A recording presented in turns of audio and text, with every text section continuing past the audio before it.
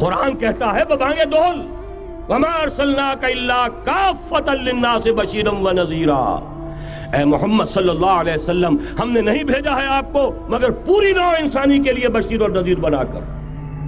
تو جان لیجئے کہ یہ مقصد بعثت محمدی صلی اللہ علیہ وسلم بتمام و کمال اس وقت پورا ہوگا جب کل عالم انسانیت پر، کل روئے ارضی پر اللہ کا دین اسی طرح غالب ہو جائے گا جس طرح کہ محمد رسول اللہ والذین معہ صلی اللہ علیہ وسلم ورضی اللہ تعالی عنہم اجمعین، ان کے ہاتھوں سے، ان کے ایثار سے، ان کی قربانیوں سے، جن کا نقشہ آپ کے سامنے مولانا کھینچ چکے ہیں، ان کے احسان، ان کی قربانیاں، ان کی محنت، ان کی جفا کشی، ان کی سرفروشی، ان کے جان تن من دھن لگا دینے کے نتیجے میں جیسے اس وقت غالب ہوا تھا کل روئے ارضی پر غالب ہوگا، تب کہیں جا کر مقصد بعثت محمدی مکمل ہوگا۔ یہی وجہ ہے اقبال نے کہا تھا وقت فرصت ہے کہاں، کام ابھی باقی ہے، نور توحید کا اتمام ابھی باقی ہے۔ لیکن ساتھ ہی خوشخبری بھی دی تھی، یہ چمن معمور ہوگا نغمہ توحید سے، آئے گا وہ دور، یہ چمن معمور ہوگا نغمہ توحید سے، لازماً آ کر رہے گا۔ لہذا اب اس کے درمیان جو یہ فصل ہے اس کو سوچئے۔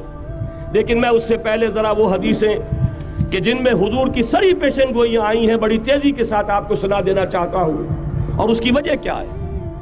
یہ زمینی حالات جنہیں میں نے کہا انہیں دیکھیں، ظاہر بات ہے کبوتر کی طرح آنکھیں بند کرنے کا تو فائدہ نہیں، حقیقت کو دیکھنا پڑے گا۔ حقیقت کو دیکھتے ہیں تو دل بیٹھ جاتا ہے، مایوسی کے اندھیارے چھا جاتے ہیں، امید کی کوئی کرن کہیں نظر نہیں آتی، کہاں نظر آئے۔ مولانا نے کتنا عمدہ نقشہ کھینچا ہے، کہاں ہے وہ اسلام؟ مسلمان تو ہیں، 1 ارب سے زیادہ ہیں، لیکن کوئی پوچھے 1 انچ زمین دکھاؤ جہاں اسلام تم نے نافذ کیا، تو وہاں ہمارے ہاتھوں کے طوطے اڑ جائیں گے۔ نتیجہ یہ ہے کہ حالات تو زمینی جو ہیں وہ ہے مایوس کن۔ اس میں ظاہر بات ہے کہ امید کا دامن تھامنے کے لیے ہمیں کوئی چیز چاہیے، اور وہ چیز ہے جو محمد عربی صلی اللہ علیہ وسلم اپنی خوشخبریوں کی شکل میں دے کر گئے۔ آپ نے اپنے دور سے لے کر قیامت تک 5 دور گنوا دیے۔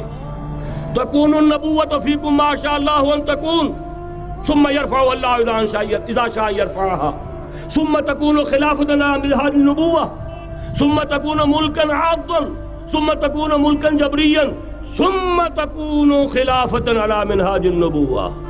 یہ طویل حدیث کا میں نے صرف خلاصہ سنایا ہے آپ کو۔ مسند احمد ابن حنبل کی روایت ہے، حضرت نعمان ابن بشیر راوی ہے رضی اللہ تعالی عنہ۔ پہلا دور دور نبوت، دوسرا دور دور خلافت علی منہاج النبوۃ، نبوت کے نقش قدم پر خلافت جسے ہم خلافت راشدہ کہتے ہیں۔ تیسرا دور مسلمانوں کی حکومتیں، لیکن وہ ملوکیت کا دور، ملکن عاضن، اور ان میں ظاہر بات ہے کہ عاضن بھی تھی، جہاں ان میں خوبیاں تھیں وہاں برائیاں بھی تھیں۔ وہی حجاج ابن یوسف جس نے ایک مسلمان لڑکی کے خط کے اوپر فوج بھیجی ہے، وہی حجاج ابن یوسف ہے کہ سینکڑوں تابعین کے سر اس نے قلم کرائے ہیں، وہی حجاج ابن یوسف۔ وہی خلیفہ کہ جس نے فوج کشی کی اجازت دی تھی سندھ پر، وہی خلیفہ ہے جس نے بلا کر محمد ابن قاسم کو شہید کیا ہے کہ یہ پاپولر ہوتا چلا جا رہا ہے، ملوکیت کے لیے تو اس سے بڑا خطرہ اور کوئی نہیں۔ اس لیے کہ سندھ کے ہندوؤں نے ان کے بت بنا لیے تھے۔ یہ نوجوان در جوانی توبہ کردن شیوہ پیغمبریس، یہ نوجوان اور اتنا نیک اور پارسا ان کے بت بنا کر مندروں میں رکھ دیے گئے۔ اندیشہ ہو گیا کہ یہ تو پاپولر ہو گیا تو ہمارے خلاف بغاوت کر دے گا، بلا کر شہید کر دیا گیا۔ بہرحال تیسرا دور تھا وہ ملکن عاضن، کچ کھلی ملوکیت۔ چوتھا دور تھا ملکن جبرین، غلامی کی ملوکیت۔ پہلے کم سے کم بادشاہ مسلمان نام کے تو تھے، اب تو ہم ملکہ برطانیہ کے زیر نگیں تھے، تاج برطانیہ کے غلام تھے، کہیں بلندیزیوں کے غلام تھے، کہیں کسی اور کے غلام تھے، کہیں اطالویوں کے غلام تھے، کہیں فرانسیسیوں کے غلام تھے۔ یہ چوتھا دور نوٹ کر لیجئے، آدھا ختم ہو گیا، آدھا باقی ہے۔ براہ راست غلامی کا دور ختم ہو گیا، لیکن ریموٹ کنٹرول والی انہی کی غلامی اب بھی چل رہی ہے۔ فیصلہ وہی ہے جو مولانا نے کہا، تسبیح یا امریکہ یا امریکہ یا امریکہ، وہی لوگ، وہی ذہن، وہی ان کی بود و باش، وہی ان کی معاشرت، وہی ان کی سوچ، وہی ان کے اقدار، وہی ان کے نظریات، وہی ان کی معاشیات، وہی ان کی معاشرت، ہر شے وہی ہے، صرف رنگ کا فرق ہے اور کچھ نہیں۔ نظام ابھی وہی ہے، چلانے والے بھی انہی کے پرستار ہیں، بلکہ ریموٹ کنٹرول سے وہی چلا رہے ہیں۔ وہ تو آپ کے بجٹ کا بھی فیصلہ کرتے ہیں، آپ کی الیکٹریسٹی کے ریٹس بھی معین کرتے ہیں۔ تو حال یہ ہے کہ ابھی وہ چوتھا دور ختم نہیں ہوا، فرق صرف یہ ہے کہ ڈائریکٹ کی بجائے ریموٹ کنٹرول ہے۔ لیکن حضور کی خوشخبری یہ ہے ثم تکون خلافۃ علی منہاج النبوہ، پھر ایک دور آئے گا خلافت علی منہاج النبوہ کا۔ یہ محمد الرسول اللہ کی نوید ہے، وہو صادق المصدوق، وہ سچے ہیں، ان کی صداقت پر خود اللہ گواہ ہے۔ لہذا وہ دور آ کر رہے گا، اس میں کسی بھی بندہ مومن کے لیے کسی شک و شبے کی کوئی گنجائش نہیں۔ اگلی حدیث اگلی سنیے، اب جب یہ دور آئے گا تو عالمی ہوگا، جیو ورلڈ آرڈر نہیں ہوگا، جسٹ ورلڈ آرڈر ہوگا۔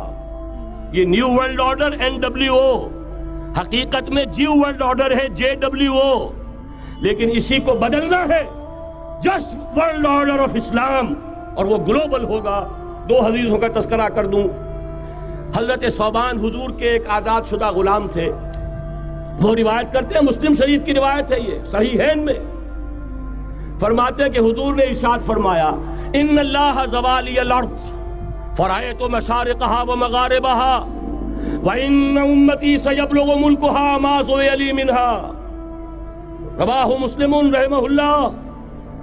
حضور فرماتے ہیں اللہ تعالیٰ نے میرے لیے پوری زمین کو لپیٹ دیا، یہاں تک کہ میں نے اس کے سارے مشرق دیکھ لیے، سارے مغرب دیکھ لیے، اور سن لو مجھ سے، ٹیک اٹ فرام می، میری امت کی حکومت ان تمام علاقوں پر قائم ہو کر رہے گی جو مجھے زمین کو لپیٹ کر اور سکیڑ کر دکھا دیے گئے۔